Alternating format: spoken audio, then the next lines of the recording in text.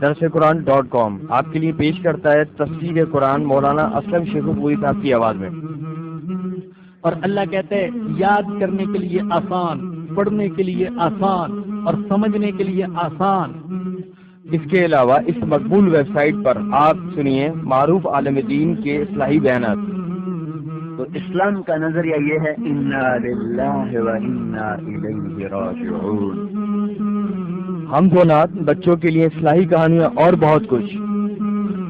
محمد کا روضہ قریب آ رہا ہے، بلندی میں اپنا نصیب آ رہا ہے۔ www.darsuquran.com الحمد لله وحده والصلاة والسلام على من لا نبي بعده، أما بعد فأعوذ بالله من الشيطان الرجيم، بسم الله الرحمن الرحيم. ليس عليكم جناح أن تبتغوا فضلا من ربكم فإذا أفضتم من عرفات فاذكروا الله عند المشعر الحرام واذكروه كما هداكم وإن كنتم من قبله لمن الضالين ثم أفيدوا من حيث أفاد الناس واستغفروا الله إن الله غفور رحيم. صدق اللہ العظیم. آج کے درس کا آغاز ہم سورۃ البقرہ کی آیت نمبر 158 سے کر رہے ہیں. ذکر حج ہی کا ہو رہا ہے. فرمایا کہ لیس علیکم جناح ان تبتغوا فضلا من ربکم، تم پر کوئی گناہ نہیں یہ کہ تم اپنے رب کے ہاں سے فضل تلاش کرو. زمانہ جاہلیت میں حج کے دنوں میں عکاظ، مجنہ اور ذوالمجاز کے نام سے بازار لگا کرتے تھے، خوب دھوم دھڑکے کے ساتھ.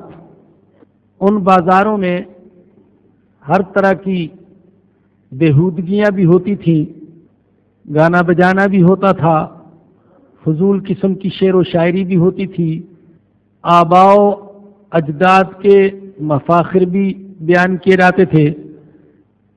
جب اسلام نے حج میں بےہودہ کاموں سے اور فضول قسم کی رسموں سے منع کیا تو بعض لوگوں کو خیال ہوا کہ شاید اسلام نے مطلقاً تجارت کو بھی حرام کر دیا ہے.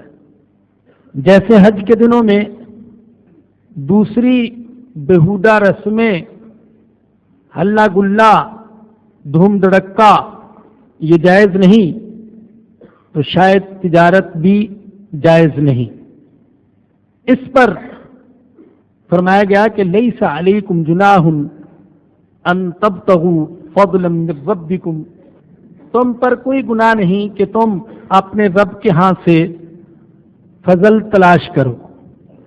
حج کے روحانی اور ایمانی فوائد اپنی جگہ، لیکن حج سے مالی، تجارتی اور سیاسی فوائد بھی حاصل ہو سکتے ہیں. لیکن اس وقت پوری امت پر جو ایک جمود، سکوت اور مردنی سی طاری ہے، اس کی وجہ سے حج سے یہ فوائد حاصل نہیں ہو رہے. اصل مدار نیت پر ہے. صرف حج ہی میں نہیں بلکہ ہر عبادت میں نیت کا بنیادی کردار ہے. اگر اصل مقصد تو حج تھا اور ضمناً تجارت بھی کر لی تو کوئی حرج نہیں، اور اگر اصل مقصد تجارت ہی تھا، خرید و فروخت ہی، اور ضمناً حج بھی کر لیا تو ظاہر ہے کہ اس میں وہ ثواب حاصل نہیں ہو سکتا جو اسے حاصل ہوگا جو حج کو مقصود بنا کر سفر کرے گا اور اس کے لیے یہ ساری مشقت برداشت کرے گا۔ حج اگرچہ عبادت ہے، لیکن اس موقع پر اگر عالم اسلام کے حکمران جمع ہو کر امت مسلمہ کے سیاسی، معاشی، ملکی، بین الاقوامی مسائل کو حل کرنے کی کوشش کریں تو یہ حج کی روح کے خلاف نہیں ہے۔ آپ پہلے سن چکے ہیں کہ سیدنا عمر بن خطاب رضی اللہ تعالیٰ عنہ اپنے دور خلافت میں حج کے دنوں میں اپنے عمال کو، اپنے گورنروں کو، اپنے وزراء کو، مشیروں کو اور حکومت کے ذمہ داروں کو جمع ہونے کی تاکید کیا کرتے تھے، اور پھر لوگوں سے ان کے بارے میں جو شکایات ہوتی تھی وہ سنا کرتے تھے، اور بعض اوقات موقع پر ہی عاملوں کی اولادوں کو سزا دیا کرتے تھے۔ پہلے آپ نے سنا حضرت عمرو بن عاص رضی اللہ عنہ کا واقعہ، مصر کے گورنر تھے، گھڑ دوڑ کے ایک مقابلے میں عام مصری کا گھوڑا ان کے گھوڑے سے آگے بڑھ گیا، ان کے بیٹے کے گھوڑے سے، جس پر حضرت عمرو بن عاص کے بیٹے نے اس مصری کی پٹائی لگا دی۔ اس نے کہا کہ میں حضرت عمر رضی اللہ عنہ سے شکایت کروں گا۔ اس نے اقتدار کے گھمنڈ میں کہہ دیا، اذهب فلن ينالني شيء من شکواک، جاؤ شکایت لگاؤ، تمہاری شکایت میرا کچھ نہیں بگاڑ سکتی۔ جانتے نہیں ہو ہم بڑوں کی اولاد ہیں، یوں کہہ دیا۔ اب حج کے موقع پر جبکہ عام مسلمان بھی تھے اور سارے عمال اور گورنر بھی، حضرت عمر رضی اللہ عنہ نے یہ شکایت سنی اور اس کے بعد غصے سے حضرت عمرو بن عاص کی طرف دیکھتے ہوئے فرمایا، متا استعبدتم الناس وقد ولدتهم امہاتهم احرارا، تم نے کب سے لوگوں کو غلام بنا لیا، ان کی ماؤں نے تو ان کو آزاد جنا تھا۔ اور پھر مصری سے کہا کہ عمرو بن عاص کے بیٹے کو مارو، اضرب بہا ابن الاکرمین کما ضربک، یہ جو بڑوں کا بیٹا ہے نا، جو کہتا تھا کہ میں بڑوں کی اولاد ہوں، اس بڑوں کے بیٹے کو مارو جیسے اس نے تمہیں مارا تھا۔ اور پھر حضرت عمرو بن عاص سے فرمایا، حضرت عمرو بن عاص کوئی چھوٹے صحابی نہیں، بہت اعلیٰ درجے کے صحابی ہیں، لیکن چونکہ موقع تھا ایک مظلوم کی داد رسی کا، اور یہ ثابت کرنا تھا کہ اسلام کا نظام عدل امیر اور غریب سب کے لیے برابر ہے، اس لیے فرمایا، عمر دل تو چاہتا ہے کہ تمہاری بھی پٹائی لگاؤں، لیکن تمہیں چھوڑتا ہوں۔ تمہارے بیٹے کے ذہن میں یہ خناس کیسے آ گیا کہ میں بڑوں کی اولاد ہوں اور رعایا کے ساتھ جو چاہوں کروں؟ اور یہ صرف حضرت عمر رضی اللہ عنہ کا معاملہ نہیں تھا، بلکہ دوسرے خلفاء نے بھی اس سلسلے کو برقرار رکھا کہ حج کے دنوں میں وہ لوگوں کی شکایات سنا کرتے تھے۔ چنانچہ ان کے ساتھ جو کاروبار حکومت چلانے میں شریک لوگ تھے، انہیں ڈر رہتا تھا کہ ایسا نہ ہو کہ حج کے مجمع عام میں ہماری ذلت اور رسوائی ہو جائے. میں عرض کر رہا تھا کہ اگر امت مسلمہ کے حکمران اس بین الاقوامی ایمانی اجتماع میں جمع ہو کر امت مسلمہ کو درپیش مسائل اور خطرات کے بارے میں مشورہ اور گفت و شنید کریں تو یہ حج کی روح کے خلاف نہیں ہے، لیکن وہ جذبہ ہی باقی نہ رہا. ہمارے حکمران اگر جمع ہوتے بھی ہیں تو یہ سوچنے کے لیے کہ اور کون سا طریقہ اختیار کیا جائے جس سے ہم امریکہ کو اور اس کے حواریوں کو خوش کر سکتے ہیں. اور پھر یہ بھی دیکھیں کہ اللہ پاک نے تلاش معاش کو، رزق حلال کے کمانے کو اپنا فضل قرار دیا ہے. فرمایا کہ لیس علیکم جناح ان تبتغوا فضلا من ربکم، تم پر کوئی گناہ نہیں کہ تم اپنے رب کے ہاں سے فضل تلاش کرو. یہ رزق حلال یہ رب کا فضل ہے، اسے تلاش کرنا چاہیے، اس کے لیے کوشش کرنی چاہیے.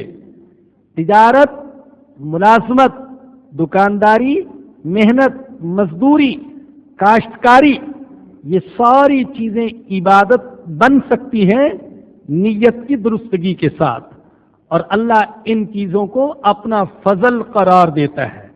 فرمایا کہ تم پر کوئی گناہ نہیں کہ تم اپنے رب کا فضل تلاش کرو. فَإِذَا أَفَضْتُم مِّنْ عَرَفَاتٍ فَاذْكُرُوا اللَّهَ عِندَ الْمَشْعَرِ الْحَرَامِ، جب تم جوق در جوق عرفات سے واپس ہونے لگو تو اللہ کو یاد کرو. مشعر حرام کے پاس عرفات کا میدان مکہ المکرمہ سے 12 میل کے فاصلے پر ہے، لمبا چوڑا میدان. یہاں پر 9 ذی الحجہ کو کچھ دیر کے لیے ٹھہرنا یہ فرض ہے. جس سے وقوف عرفات فوت ہو گیا اس سے حج فوت ہو گیا، چاہے نیند کی حالت میں ہو، بے ہوشی کی حالت میں ہو، لیکن عرفات کا وقوف یہ فرض ہے، اس کے بغیر حج ہو نہیں سکتا. کہا جاتا ہے کہ جنت سے نکلنے کے بعد حضرت آدم علیہ السلام اور حضرت حوا بچھڑ گئے تھے، ایک دوسرے سے جدا جدا ہو گئے، اور پھر دونوں ایک دوسرے کو تلاش کرتے رہے. تو میدان عرفات میں دونوں نے ایک دوسرے کو پا لیا، پہچان لیا. عرفات کے اندر پہچان لینے کا معنی بھی پایا جاتا ہے. واللہ عالم بالصواب.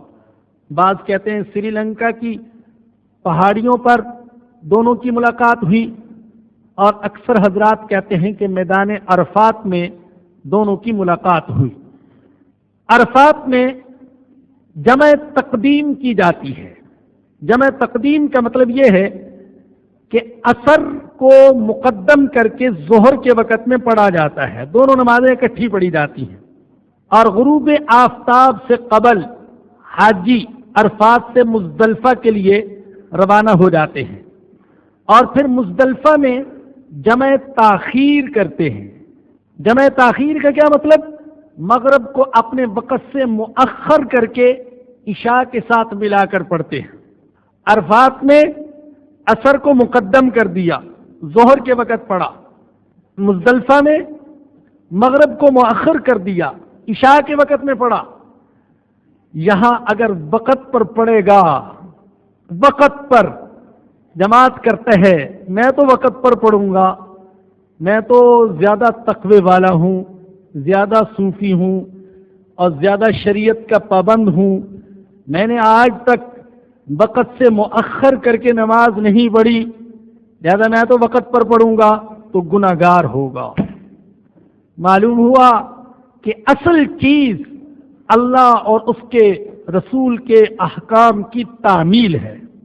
خود عبادات میں بھی کچھ نہیں جب تک کہ عبادات میں اللہ اور اس کے رسول کی تعمیل اور اطاعت پیش نظر نہ ہو. جب وہ کہیں وقت پر پڑھو تو وقت پر پڑھنا ثواب ہوگا، جب وہ کہیں بے وقت پڑھو تو بے وقت پڑھنا ثواب ہوگا. تو فرمایا کہ اللہ کو یاد کرو، مشعر حرام کے پاس، مشعر کا معنی ہے نشانی اور حرام کا معنی ہے محترم، تو گویا کہ معنی ہوا محترم نشانی کے پاس اللہ کو یاد کرو۔ مزدلفہ کی دو پہاڑیوں کے درمیان جو مقام ہے اس کا نام ہے مشعر حرام، اور سارے مزدلفہ کو بھی مشعر حرام کہہ دیا جاتا ہے۔ 9 کا دن تو عرفات میں گزر جاتا ہے اور پھر 10 کی شب وہ مزدلفہ میں گزرتی ہے۔ تو فرمایا کہ اللہ کو یاد کرو مشعر حرام کے پاس، وَاذْكُرُوهُ كَمَا هَدَاكُمْ، اور اس کا ذکر کرو اسی طرح جیسے اس نے تم کو بتایا ہے۔ جو ذکر کا طریقہ بتایا گیا ہے اسی طریقے سے ذکر کرو، اپنی طرف سے عبادت کا، اطاعت کا، ذکر کا طریقہ ایجاد نہ کرو۔ جس چیز کو شریعت نے ضروری قرار نہیں دیا اسے ضروری سمجھ لینا اور شریعت کا حکم سمجھ لینا یہ بدعت ہے۔ لہذا فرمایا کہ اسی طرح یاد کرو جیسے ہم نے تم کو طریقہ بتایا ہے۔ اور دوسرا معنی یہ کیا گیا وَاذْكُرُوهُ كَمَا هَدَاكُمْ، اللہ کا ذکر کرو اس لیے کہ اللہ نے تم کو ہدایت دی ہے۔ کیونکہ اللہ نے تم کو ہدایت دی، اسی نے تم کو ایمان عطا کیا، اسی نے تمہارے دل میں کعبے کی، مکہ کی، حج کی، عمرے کی محبت ڈالی، اور یہ محبت تم کو کشاں کشاں یہاں لے کر آئی۔ تو اللہ نے چونکہ تم کو ہدایت دی اس لیے اللہ کا ذکر کرو۔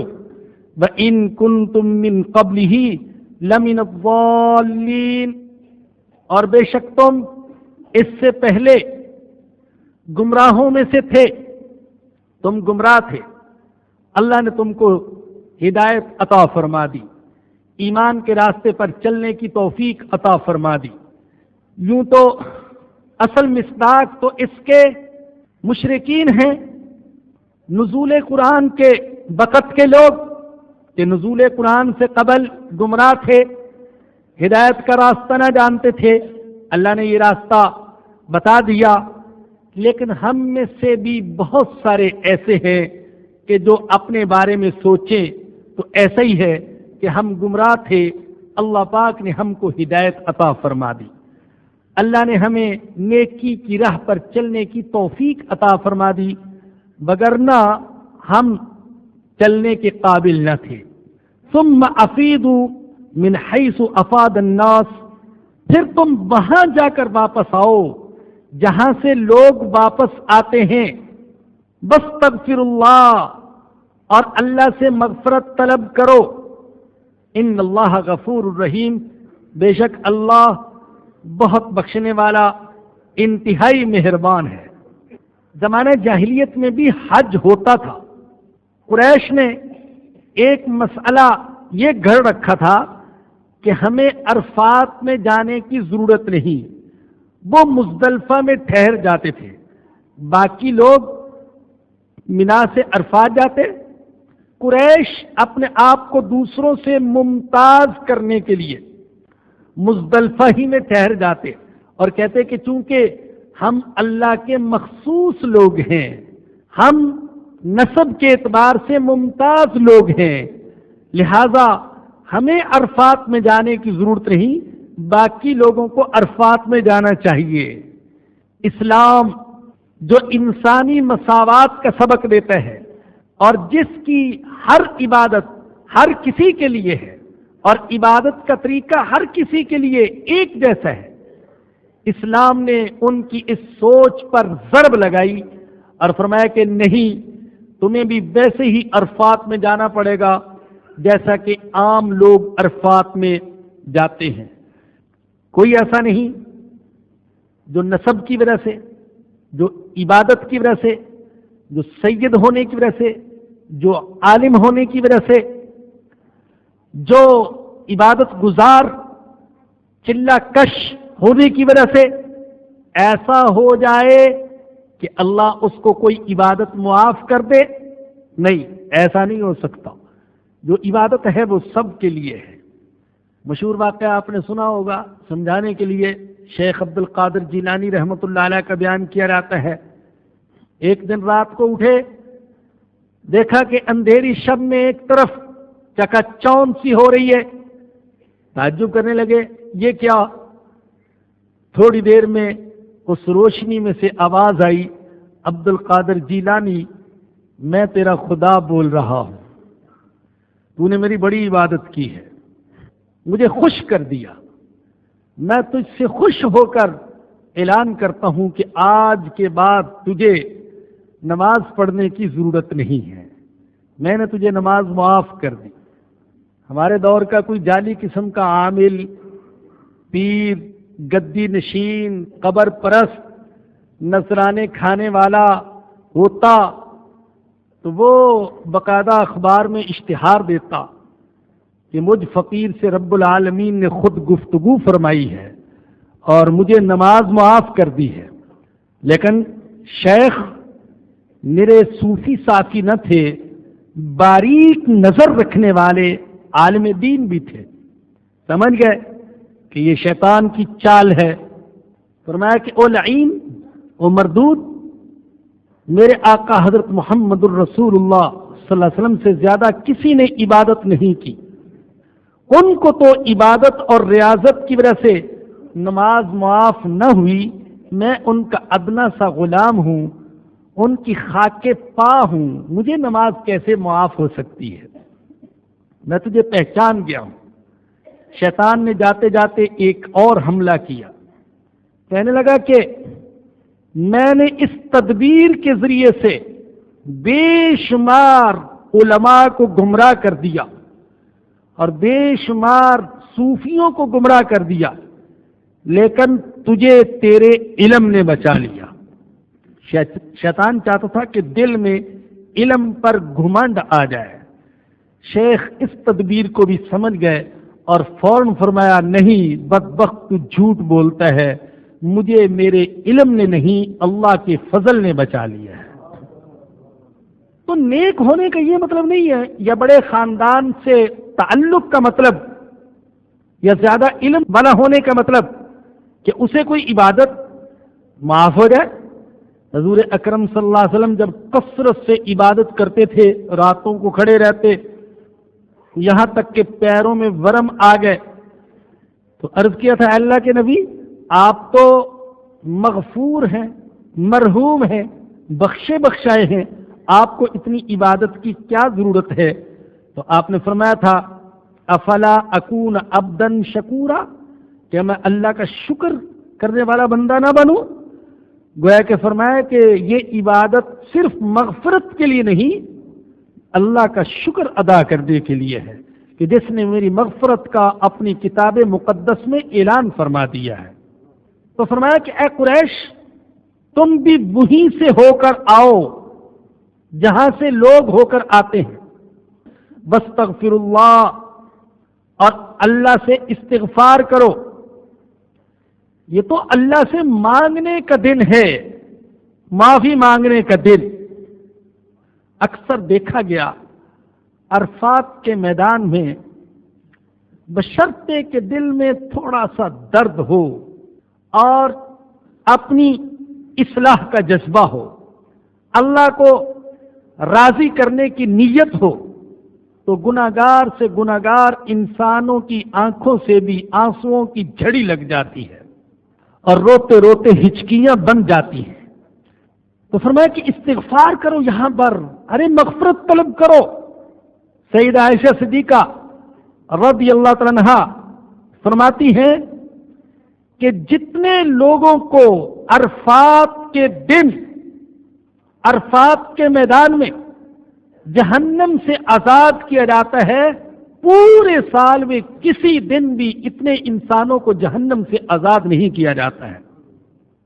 پھر اندازہ کیجئے کہاں دنیا کے میلے ٹھیلے، دنیا کے تہوار، اور کہاں حج جیسی مقدس اور روحانی عبادت۔ آپ نے اپنے سامنے دیکھا حضرت عیسیٰ علیہ الصلوۃ والسلام کا یوم ولادت کرسمس کے نام سے جسے منایا جاتا ہے اور جس سے آج ہمارے مسلمان بھائی بھی متاثر ہو کر وہی کچھ کرنے کی کوشش کرتے ہیں جو عیسائی کرتے ہیں، اور ان چیزوں سے روک ٹوک کو تنگ نظری کہتے ہیں، تعصب کہتے ہیں، دقیانوسی کہتے ہیں، قدامت پرستی کہتے ہیں، جہالت کہتے ہیں، مولویت کہتے ہیں، ملا کا کام ہے، ان چیزوں سے روکتا ہے، ہمیں خوشی بھی نہیں منانے دیتا، انہی کے انداز میں منانے کی کوشش کر رہے ہیں، انہی کی راتوں میں، انہی کے دنوں میں، انہی جیسی شکلیں بنا کر، انہی جیسی حرکتیں کر کے، وہی کچھ کر کے خوشی منانے کی کوشش کر رہے جو کچھ عیسائی کرتے ہیں۔ کرسمس کا تہوار تو شروع ہوا سیدنا عیسیٰ علیہ السلام کی ولادت کے عنوان سے، لیکن آج اس میں شراب نوشی، بدکاری، زناکاری، فحاشی شامل ہو گئے۔ میرے بزرگوں اور دوستوں، میرے عزیز بھائیوں، نوجوانوں، اللہ کی قسم بڑا اللہ سے ڈرنے کا موقع ہے، اپنا جائزہ لینے کا موقع ہے۔ ہم وسعت نظر کے نام، روشن خیالی کے نام پر اور ملا سے نفرت کے نام پر دین سے دور ہوتے جا رہے ہیں۔ حد ہو گئی فحاشی کی، عریانیت کی، بے حیائی کی۔ یہ ڈوب مرنے کا مقام ہے۔ دبئی والوں نے مغربی تہذیب کے لیے اپنے دروازے چوپٹ کھول دیے، اسلامی مملکت۔ اور اب کیا ہوا؟ چند دن پہلے آپ نے پڑھا کہ وہاں 13 جوڑوں نے، یعنی 26 مردوں نے اجتماعی طور پر آپس میں شادی کی ہے۔ ہم جنس مردوں نے، 26 مردوں اجتماعی طور پر۔ اور اخبار میں آپ نے دیکھا، صرف یہ جو دسمبر گزرا، دسمبر کے صرف پہلے 20 دنوں میں ایک اخبار میں 22 آیا اور دوسرے اخبار میں 28 آیا۔ 22 یا 28 نومولود معصوم بچوں کی لاشیں ملی ہیں صرف ان 20 دنوں میں، جنہیں گلا دبا کر مار دیا گیا، اور ان میں سے اکثریت بچیوں کی تھی۔ یہ سیلاب بلا ہمیں کہاں تک لے جائے گا؟ یہ نقالی، اندھی نقالی، یورپ کی نقالی ہمیں کہاں تک لے جائے گی؟ کچھ سوچئے۔ یہ گزری ہوئی شب، کیا آپ سمجھتے کہ ایسی ہلہ گلہ ہوتا رہا؟ کتنی شراب نوشی ہوئی ہوگی، کتنی بدکاری ہوئی ہوگی ایک اسلامی مملکت میں۔ سال 9 کے نام پر عرض کر رہا تھا کہ کہاں دوسرے مذاہب کے تہوار، میلے، ایام، اور کہاں اسلام کی عبادت۔ قدم قدم پر حکم ہے، اللہ سے ڈرتے رہو، قدم قدم پر حکم، اللہ کا ذکر کرو، اللہ کا یاد کرو۔ پھر حکم لا رفث ولا فسوق ولا جدال فی الحج۔ دیکھو، حج کے دنوں میں فحش گفتگو نہیں کرنی، فسق و فجور نہیں کرنا، جھگڑا نہیں کرنا، ایک دوسرے سے لڑائی نہیں کرنا، ایک دوسرے کی پگڑی نہیں اچھالنا، نرمی اور محبت سے رہنے ہیں، عفو درگزر کا سلوک کرنا ہے۔ تو فرمایا کہ واستغفر اللہ، اللہ سے مغفرت طلب کرو، ان اللہ غفور الرحیم، بے شک اللہ بہت بخشنے والا، انتہائی مہربان ہے۔ فَإِذَا قَضَيْتُم مَّنَاسِكَكُمْ فَاذْكُرُوا اللَّهَ كَذِكْرِكُمْ آبَاءَكُمْ أَوْ أَشَدَّ ذِكْرًا۔ پس جب تم اپنے مناسک، حج کے اعمال ادا کر لو تو اللہ کی یاد کرو جیسے اپنے آبا کو یاد کرتے ہو، او اشد ذکرا، بلکہ اس سے بھی بڑھ کر۔ عرب جب عرفات اور مزدلفہ سے واپس مینا میں آ کر جمع ہوتے تو ہر قبیلہ اپنے بزرگوں کے مفاخر بیان کرتا تھا. اور مفاخر کیا ہوتے تھے؟ کوئی تو سخاوت کا بیان کرتا، میرے ابا بڑے سخی تھے، اتنے مہمانوں کو کھانا کھلاتے تھے، چولہا کبھی سرد نہیں ہوتا تھا اور دیگ کبھی چولہے سے نیچے نہیں اترتی تھی. اور کوئی شجاعت بیان کرتا، میرے ابا نے اتنے قتل کیے، ساری زندگی اسی کام میں گزری. اور ایسے بھی تھے جو اپنے باپ دادا کی ڈاکہ زنی کی کہانیاں بڑے فخر سے بیان کرتے تھے. میرے دادا جان دن دہاڑے ڈاکہ ڈالتے تھے اور پکڑے نہیں جاتے تھے. تو ایسے ایسے قصے کہانیاں بیان کرتے. تو فرمایا اے مسلمانوں، تم بھول جاؤ آبا کو، وطن کو، نسب کو، قوم کو، جماعت کو. تم تو عظمت بیان کرو بس اللہ کی، اللہ کا ذکر کرو. رسول اکرم صلی اللہ علیہ وسلم نے اپنے خطبات کے ذریعے سے ذہنوں سے آبا پرستی کو نکالا. ارے باپ دادا کی پرستش کسی کام نہیں آئے گی، تم بڑے باپ کے بیٹے ہو، یہ چیز تمہارے کسی کام نہیں آئے گی. اور دوسرا، کسی کمزور، غریب، ضعیف، کمی مزدور کا بیٹا ہے تو اس کا بیٹا ہونا اسے کوئی نقصان نہیں پہنچا سکتا. حدیث میں آتا ہے، حضرت ابن عمر رضی اللہ عنہ سے روایت ہے، رسول اکرم صلی اللہ علیہ وسلم نے اپنی اونٹنی قصوہ پر طواف کیا اور پھر فرمایا یا ایھا الناس انما الناس رجلان. اے لوگوں، ساری انسانیت بس دو گروہوں میں تقسیم ہے. دو گروہوں میں. کون سے؟ فرمایا کہ بر تقی کریم علی اللہ، نیک متقی جو اللہ کے ہاں معزز ہے. اور دوسرا فاجر شقی حین علی اللہ، وہ جو کہ فاجر ہے، بدبخت ہے، ذلیل ہے اللہ کے ہاں. بس ساری انسانیت ان دو گروہوں میں تقسیم ہے اور کوئی تقسیم اللہ کے ہاں معتبر نہیں ہے. یہ ساری جو تقسیم ہے یہ تو صرف پہچان کے لیے ہے، آپس میں تعارف کے لیے ہے، امتیاز کے لیے ہے، وگرنہ اللہ کے ہاں انسانوں کی صرف دو تقسیمیں ہیں، ایک متقی، ایک غیر متقی، نیک بد، فاسق و فاجر، صالح اور عابد، مومن اور کافر. بس اللہ کے ہاں یہ تقسیم ہے. اسی طریقے سے حجۃ الوداع کے موقع پر رسول اکرم صلی اللہ علیہ وسلم نے خطاب کرتے ہوئے فرمایا ایھا الناس ان ربکم واحد وان اباکم واحد. اے لوگو، تمہارا رب بھی ایک اور تمہارا باپ بھی ایک.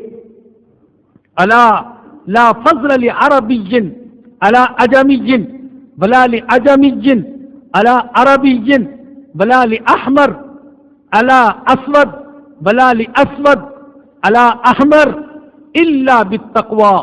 دیکھو لوگو، کسی عربی کو اجمی پر اور اجمی کو عربی پر، گورے کو کالے پر اور کالے کو گولے پر کوئی فضیلت نہیں مگر تقوی کے ساتھ.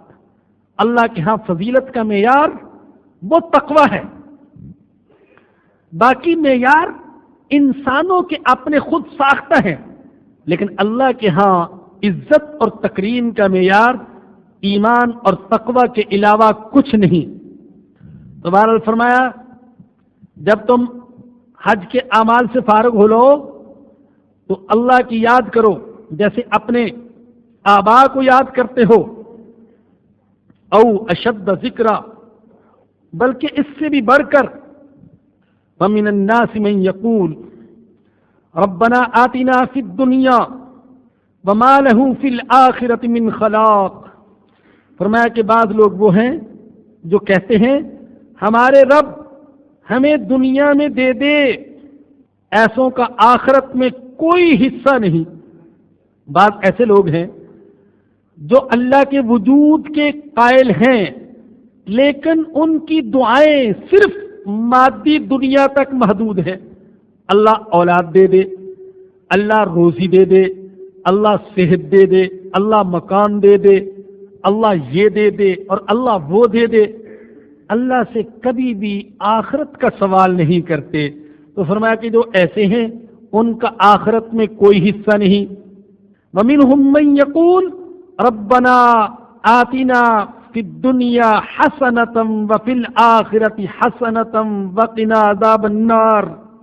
اور بعض وہ لوگ ہیں جو کہتے ہیں اے ہمارے رب ہمیں دنیا میں بھی بھلائی عطا فرما اور آخرت میں بھی بھلائی عطا فرمانا اور ہمیں آگ کے عذاب سے بچا لینا. اولئک لہم نصیب مما کسبوا واللہ سریع الحساب. فرمایا یہ وہ لوگ ہیں جن کے لیے حصہ ہے ان کی کمائی کا اور اللہ جلدی حساب لینے والا ہے. اس آیت کو جامع ترین دعا قرار دیا گیا ہے. جو انسان لمبی چوڑی دعا نہ کر سکے اور چاہے کہ ایسی دعا کروں کہ اس میں سب کچھ آ جائے تو وہ یہ مانگ لے ربنا آتنا فی الدنیا حسنہ وفی الآخرۃ حسنہ وقنا عذاب النار. دنیا میں بھی اچھائی عطا فرما، آخرت میں بھی اچھائی عطا فرمانا. بخاری اور مسلم میں حضرت انس رضی اللہ عنہ سے روایت ہے کہ نبی اکرم صلی اللہ علیہ وسلم اکثر یہ دعا کیا کرتے تھے اللہم آتنا فی الدنیا حسنہ وفی الآخرۃ حسنہ وقنا عذاب النار. بہت سے علماء نے ایسی دعائیں جمع کی ہیں جو جامع ترین دعائیں ہیں. الفاظ مختصر مگر معانی کی دنیا بڑی وسیع. اسی طرح کی ایک دعا یہ بھی ہے اللہم انا نسألک من خیر ما سألک منہ نبیک محمد صلی اللہ علیہ وسلم ونعوذ بک من شر ما استعاذ منہ نبیک محمد صلی اللہ علیہ وسلم. اے اللہ ہر وہ خیر عطا فرما جو تیرے نبی محمد صلی اللہ علیہ وسلم نے تجھ سے مانگی اور ہر اس شر سے ہماری حفاظت فرما جس شر سے تیرے نبی نے تیری پناہ مانگی. اس لیے کہ حضور علیہ الصلوۃ والسلام کی دعاؤں کا مطالعہ کیا جائے تو کوئی خیر ایسی نہیں دین اور دنیا کی جو آپ نے اللہ سے نہ مانگی ہو اور کوئی شر ایسا نہیں جس سے حضور اکرم صلی اللہ علیہ وسلم نے حفاظت کی دعا نہ کی ہو. دیکھیے خود دنیا یہ مومن کا مطلوب اور مقصود کبھی نہیں ہو سکتی. دنیا ایک مومن کا مطلوب اور مقصود نہیں ہے. اسی لیے حضور اکرم صلی اللہ علیہ وسلم اللہ سے مانگا کرتے تھے اللہم لا تجعل الدنیا اکبر ہمنا ولا مبلغ علمنا ولا غایت رغبتنا. اے اللہ دنیا کو ہماری سب سے بڑی سوچ نہ بنا دینا، علم کا مقصد نہ بنا دینا، ہماری رغبتوں اور کوششوں کی انتہا نہ بنا دینا. ایسا نہ ہو کہ ہم جو کریں بس دنیا کے لیے، دنیا سب سے بڑا مقصد بن جائے. اے اللہ دنیا کو ہمارا سب سے بڑا مقصد نہ بنا دینا. ایک مومن کی نظر صرف دنیا پر نہیں ہو سکتی. البتہ دنیا میں جو حسنہ ہے، دنیا میں جو خوبی ہے وہ مقصود ہے، وہ ہم اللہ سے مانگتے ہیں. رزق حلال یہ حسنہ ہے، خوبی ہے، بھلائی ہے، ہم اللہ سے مانگتے ہیں. نیک اولاد یہ حسنہ ہے، ہم اللہ سے مانگتے ہیں. اچھی بیوی، عورت کے لیے نیک شوہر یہ حسنہ ہے، اللہ سے اس کا سوال کیا جاتا ہے. صحت کا، تندرستی کا، یہ ساری چیزیں حسنہ ہیں، ان کا اللہ سے سوال کیا جا سکتا ہے اور کیا جانا چاہیے. ایک ایک چیز اللہ سے مانگنی چاہیے، چاہے وہ آخرت کی ہو چاہے وہ دنیا کی ہو. صحابہ کرام کہتے ہیں کہ بعض اوقات ہمارے جوتے کا تسمہ ٹوٹ جاتا تھا تو ہم اس کے لیے بھی اللہ سے دعا کرتے تھے کہ اے اللہ ہمیں یہ تسمہ عطا فرما دے. ہر چیز اللہ سے مانگتے تھے. تو اللہ سے دنیا مانگنا، دنیا کا حسنہ مانگنا، اچھائی مانگنا، یہ کوئی ایمان، تقوی اور توکل کے منافی نہیں ہے. اور پھر یہ بھی سوچے کہ دنیا کیا ہے.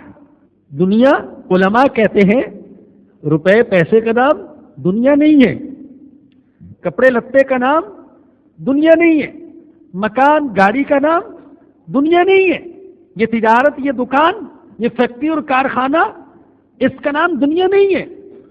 دنیا ہر وہ چیز ہے جو انسان کو اللہ سے دور کر دے اور دین کے تقاضوں سے دور کر دے، وہ دنیا ہے. لیکن اگر یہ چیزیں اللہ کے قرب کا ذریعہ بنتی ہیں تو پھر یہ دنیا نہیں ہے. اللہ کی رضا کا ذریعہ بنتی ہے، یہ دنیا نہیں ہے. بعض حضرات نے کہا، ایک نشانی بیان کی، فرمایا کہ اگر کسی کو اللہ پاک دنیا عطا فرمائے اور دنیا کا رزق، دنیا کا مال و اسباب ملنے کے بعد وہ مزید شکر کرنے والا، عبادت کرنے والا، ذکر کرنے والا بندہ بن جائے تو یہ جان لو کہ یہ دنیا اللہ پاک کی بہت بڑی نعمت ہے جو اس کو ملی ہے. یہ وہی دنیا ہے جو حضرت داؤد علیہ السلام کو ملی، جو حضرت سلیمان علیہ السلام کو ملی، جو عثمان بن عفان رضی اللہ عنہ کو ملی، جو حضرت ابوبکر صدیق کو ملی.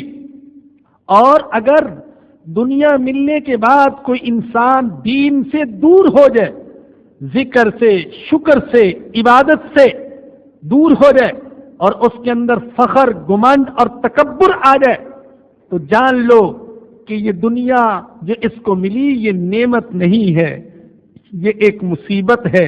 یہ وہی دنیا ہے جو فرعون اور قارون کو ملی اور اس کی وجہ سے ان کے اندر گھمنڈ اور تکبر آ گیا.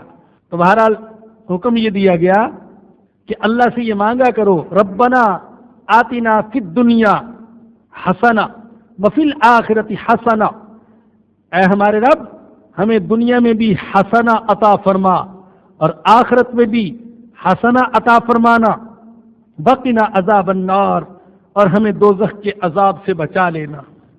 ذکر کرو ان چند گنے ہوئے دنوں میں، اللہ کو یاد کرتے رہو ان چند گنے ہوئے دنوں میں. ان دنوں سے مراد ایام تشریق ہے، ذوالحجہ کی 10، 11 اور 12 مینا میں یہ دن گزارے جاتے ہیں اور ان دنوں میں کثرت کے ساتھ اللہ کا ذکر کرنے کا حکم ہے. مینا میں جو حاجی اعمال کرتے ہیں ان میں سے ایک عمل تو قربانی کا ہے، پھر حلق کا ہے یا قصر، سر کے بال کٹوانا یا منڈوانا جو کہ علامت ہے احرام سے نکل جانے کی، اور جمرات کی، شیطانوں کی رمی کرنا اور احرام اتار دینا. تو ان دنوں میں 10، 11، 12 جو مینا میں گزارے جاتے ہیں ان دنوں میں کثرت تکبیر کا حکم ہے.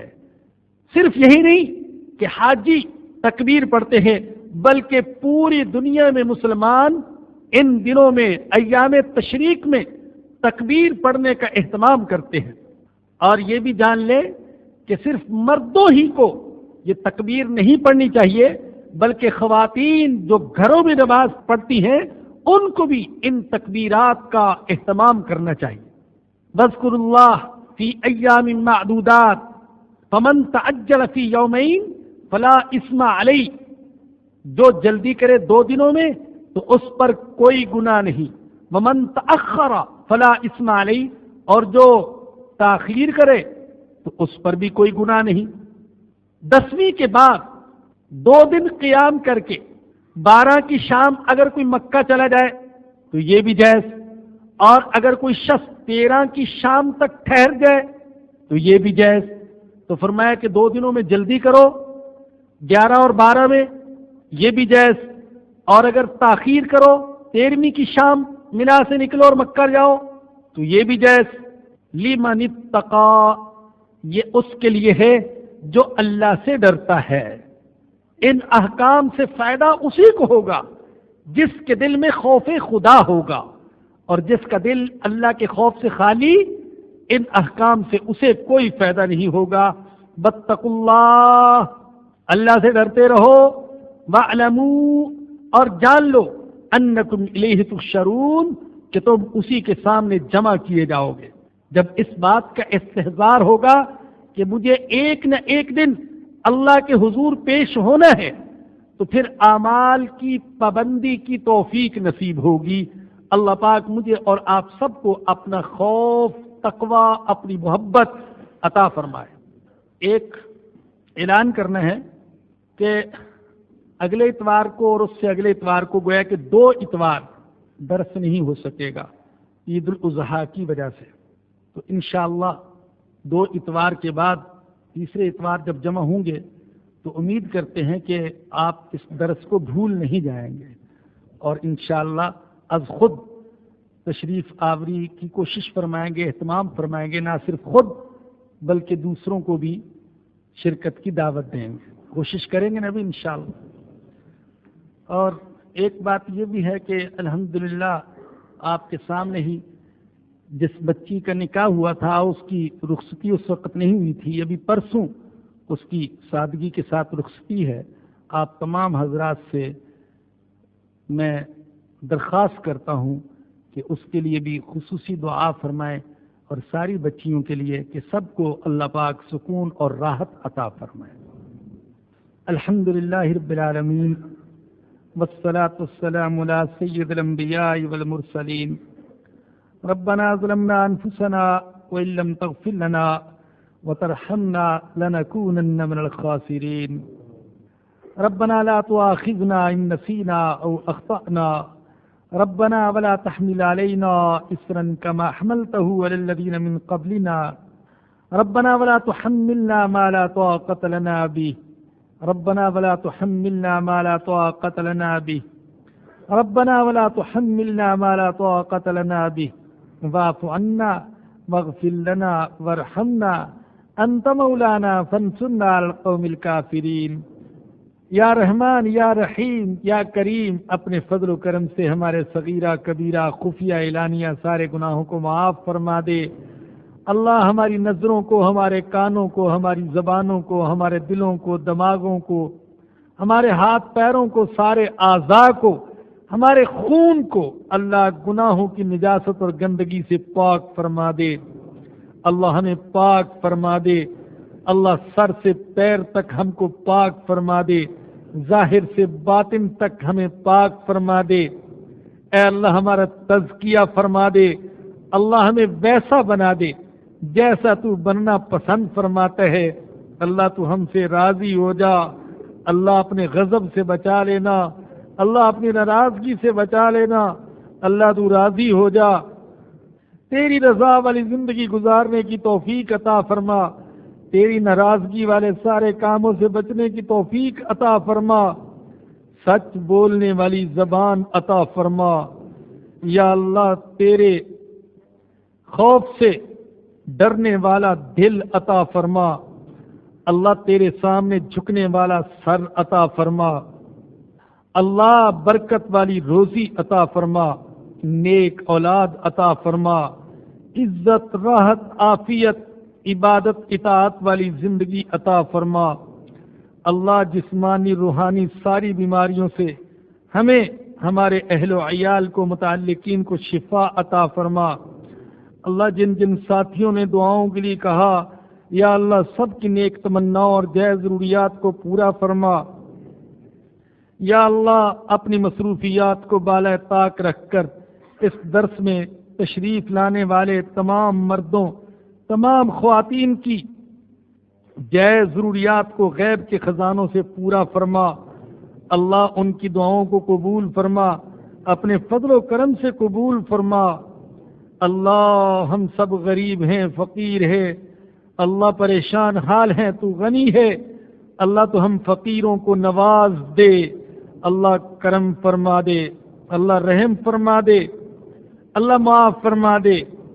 अल्लाह इन हाथों को सिर्फ तेरे सामने उठाने की तौफीक अता फरमा। अल्लाह तेरे अलावा दूसरों के सामने उठाने से, दूसरों के सामने हाथ फैलाने से बचाए रखना।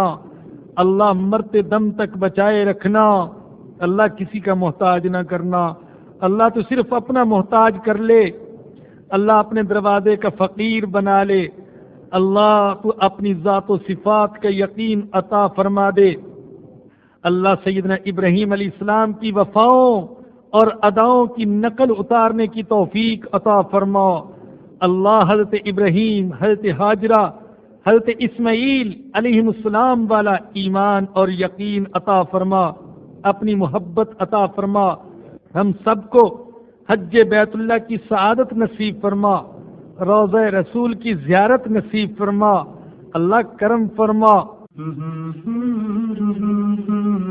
درسقرآن.com آپ کے لیے پیش کرتا ہے تفسیر قرآن مولانا اسلم شیخ پوری صاحب کی آواز میں۔ اور اللہ کہتا ہے یاد کرنے کے لیے آسان، پڑھنے کے لیے آسان اور سمجھنے کے لیے آسان۔ اس کے علاوہ اس مقبول ویب سائٹ پر آپ سنیے معروف عالم دین کے اصلاحی بیانات۔ تو اسلام کا نظریہ یہ ہے انا للہ و انا الیہ راجعون۔ حمد و نعت، بچوں کے لیے اصلاحی کہانیاں اور بہت کچھ۔ محمد کا روضہ قریب آ رہا ہے، بلندی میں اپنا نصیب آ رہا ہے۔ www.درسقرآن.com